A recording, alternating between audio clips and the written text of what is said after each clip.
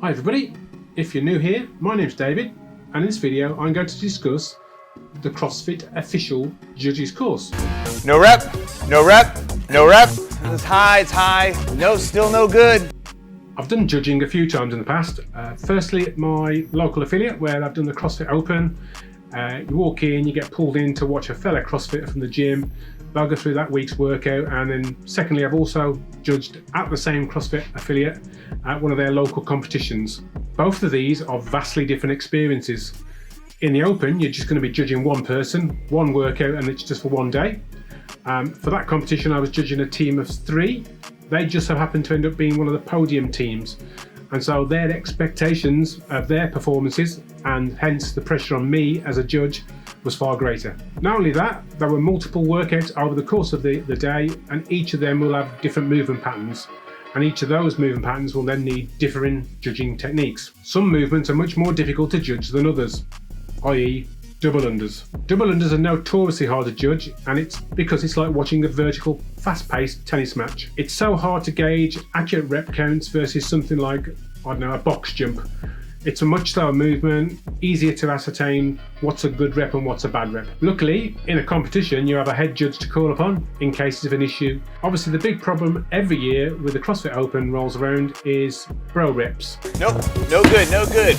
You're not standing up the top, working really hard. One! A bro rep is when your movement might be a little questionable, but bro, you gotta give me that rep.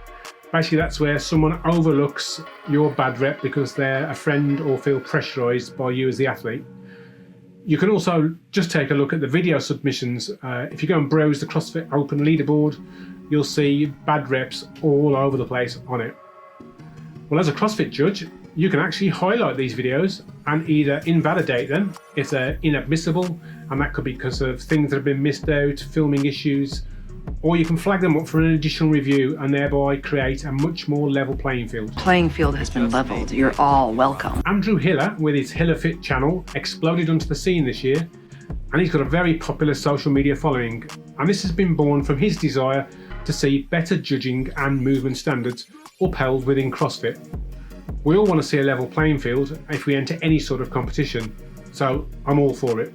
The sudden boom with all of his videos shows it may not be pretty calling out athletes and judges, but it will professionalise the sport if we do that. We don't yet have anything like football's video assistant referrer, i.e. the VAR, to call on for action if a decision is questionable, so we have to rely on what happens at the time. There have been multiple circumstances flagged up by Hiller on his channel of judging and movement standard issues. One of the most recent was Katrin Davidsdottir when she was doing kettlebell deadlifts at the Strength in Depth. They had a workout called Curiosity Shop earlier this year, and the judging questions should have picked up the rep. Even the commentators said that the reps were riding the line. Katrin really riding the line there with those deadlifts. Just off of the screen here, there's a head judge making sure she stands those up all the way. Hiller's also called out specific athletes for video submissions. Some noticeable ones are David Hippensteel and Danny Spiegel. Of course, when we're judging movement standards, this doesn't just apply to elite athletes. We've got the Open coming up soon in February, and it's Car Crash TV. Watch the videos that people upload and see what you think of them. I jumped on the 2022 leaderboard for the Open, just for the purposes of this video, and after just a couple of minutes found this video.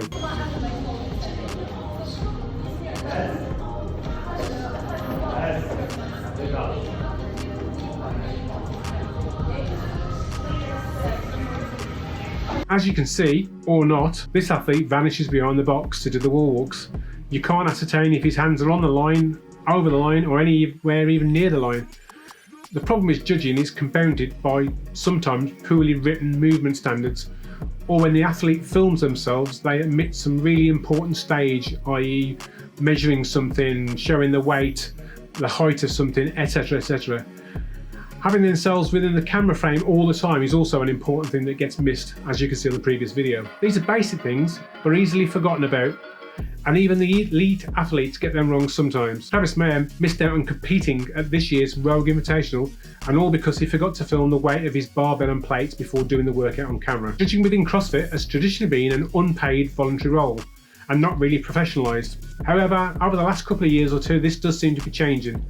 Major competitions now are starting to pay the judges, or at least the main judges, although they might have some voluntary staff around to just move implements and weights and setup, etc. We do have a professional athlete organisation, the PFAA. Their mandate is to act on behalf of all athletes competing at functional fitness competitions. So maybe it's also time we had a similar organisation for the judges. Well, when the latest judging course came up on my socials and it was only inexpensively priced at $10, I thought, why not?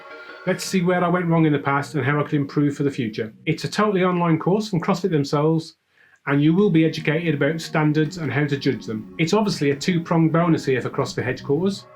Basically, people are paying them to help out to judge, and at the same time having a reputable certification to show someone has put in a little time and effort into taking and passing the course. The course itself consists of just 7 sections: an introduction section, squats, presses, pulling, hanging, additional movements, and then finally a final exam section. Each subject also has an end of topic quiz, and you have to pass that with 100% to move on further into the course. On completion of all the individual topics, you then have the end of course exam. This uses subject matter from the entire course. This is split into individual sections within that, and each section quiz can be retaken. Whilst the earlier quizzes are a bit easy, the latter final quiz is good in that you can't see immediately if you've got a question correct or incorrect. The latter sections also include a video you watch, and it's an athlete performing a workout of some description, and you have to then ascertain, firstly, is it a good video, and then count good versus bad reps. The course was really good. I did have a glitch where the submit button didn't show part way into the course. The only option I had was to refresh the browser, and unfortunately I lost 4 different topics I'd already completed by that. Bit of a pain, it doesn't store your position within the course. It does state this at the beginning of the course, but surely their coders could adapt the course somehow to store how far you've gotten as you progress through each individual section. The course content was good. The quiz sections definitely tested your opinion and judgment. I think it took me about 3 to 4 hours maybe to complete it. I was stopping and starting, and I obviously had to restart at one point as well. So now, in the word of Judge Dredd, I am the law. With the impending CrossFit Open 2023, I now have the option to go online and vote on video submissions by athlete. Last year, I think you could choose options of an invalid video, i.e. something that may have been omitted, or the video didn't meet any minimum standards that were set by CrossFit headquarters. And then secondly, you can also validate the video, say it's all good to go. Or there's an option to say it needs further review, and I think last year there was a field you can modify to change the score by up to 5 reps. You can also reject a tie-break time if that was also incorrect. Okay, so hope you enjoyed the overview of the judging course. If you haven't already subscribed, then go down below, hit the like button and hit the subscribe button, and you'll get notifications of all the new videos I bring out. Regular channel viewers out there will have noticed I haven't been around for a few weeks. That's because post High Rocks in November, I felt fatigued and run down, and then I came down with some awful sort of illness which knocked me sideways. Just as I was getting over that at the beginning of December, my daughter and myself both caught this nasty flu that seems to be doing the rounds. And so my training's been had to be put on the back burner. I've only trained a few times over the last month or so. Annoyingly, I put my name down to do the 200k Concept 2 holiday challenge. I had to bail out of that as I did about 50k and had to bail out because I couldn't breathe properly. Rowing and not being fit on a rower doesn't go very well hand in hand. On another note though, I did get lucky elsewhere, and my application for the Rainhill trials in May has come through and I've been selected. So now I've got to wait and see what the seeding workouts are going to be and do those and submit them, and then see what category I work out in. I'll do a separate video all about the Rainhill trials once more information is available and the seeding workouts have been released. See you all in the next video.